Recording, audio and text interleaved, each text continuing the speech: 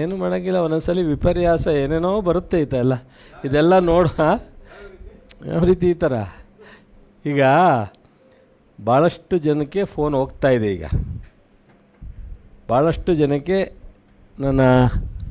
ನಮ್ಮ ಆತ್ಮೀಯ ಸ್ನೇಹಿತರುಗಳು ಫೋನ್ ಮಾಡ್ತಾಯಿದ್ದಾರೆ. ಅವರ ಹಿಂಬಾಲಕರು, ಅವರ ಲೀಡ್ರ್ಗಳು ಫೋನ್ ಮಾಡ್ತಾವ್ರೆ. ಸೊ ಈಗ ಒಂದು ಊರಿನಲ್ಲಿ ನಮ್ಮ ರವಿ ಕ್ಷೇತ್ರ, ಮಂಡ್ಯ ಕ್ಷೇತ್ರದ ಊರಿನಲ್ಲಿ ಅನಕೆರೆಯಿಂದ ಬಲಗಡೆ ಅಂತ ಕಾಣುತ್ತೆ, ಯಾವುದೋ ಊರಲ್ಲಿ ದೇವಸ್ಥಾನ ಓಪನ್ಗೆ ಹೋಗಿದ್ರು ಅವರು.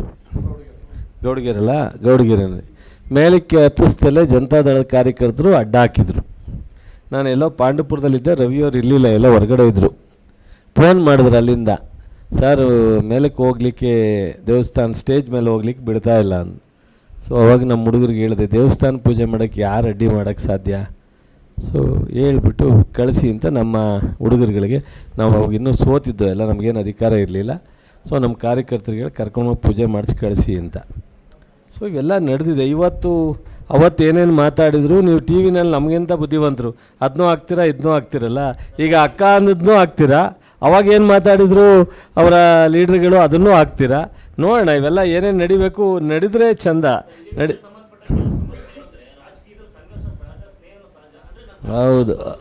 ಹೌದು ಭಾಳ ಪಾಪ ನಾವು ಕಲೀಲೇಬೇಕಾದ ಅವ್ರ ಹತ್ರ ಭಾಳಷ್ಟಿದೆ.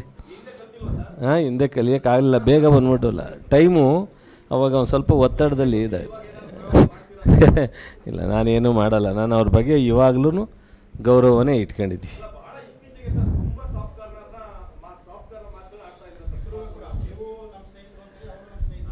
ಅವರು ಯಾವಾಗಲೂ ನನ್ನ ಸ್ನೇಹಿತರು ಅಂತ ಅನೇಕ ಬಾರಿ ಕಳೆದ ಚುನಾವಣೆಯಲ್ಲಿ ಅದೇಪ್ಪ ಬಿಂಡನೂಲಿನಲ್ಲಿ ಅಜನ್ಮ ಶತ್ರು ಅಂತ ಹೇಳಿದರು, ಜ್ಞಾಪಕ ಇದೆಯಾ? ನಾನು ಯಾವ ಥರ ಹೇಳಿದ್ದೀನಾ? ನಮ್ಮ ಶತ್ರು ಅಂತ ಯಾವ ಥರ ಹೇಳಿದ್ದೀನ ಸರ್? ಯಾವತ್ತೂ ಹೇಳಿಲ್ಲ. ಇವತ್ತು ಸ್ನೇಹಿತರು ಅಂತಲೇ ಹೇಳ್ತಾ ಇದ್ದೀನಿ, ಅವತ್ತು ಸ್ನೇಹಿತರು ಅಂತಲೇ ಹೇಳ್ತೀನಿ. ಸೊ ಮುಂದೇನೂ ಸ್ನೇಹಿತರು ಅಂತಲೇ ಹೇಳ್ತೀನಿ. ನಾನು ಯಾವತ್ತೂ ಅವರನ್ನು ಕೆಟ್ಟದಾಗ ಮಾತಾಡ್ಲಿಕ್ಕೆ ಇಚ್ಛೆಪಡಲ್ಲ. ಅದು ಯಾರೋ ಪಾಪ ತಗಡು ಮಂತ್ರಿ ಅಂತ, ತಗಡ ಅಂದರೆ ಏನು ಗೊತ್ತಿಲ್ಲ.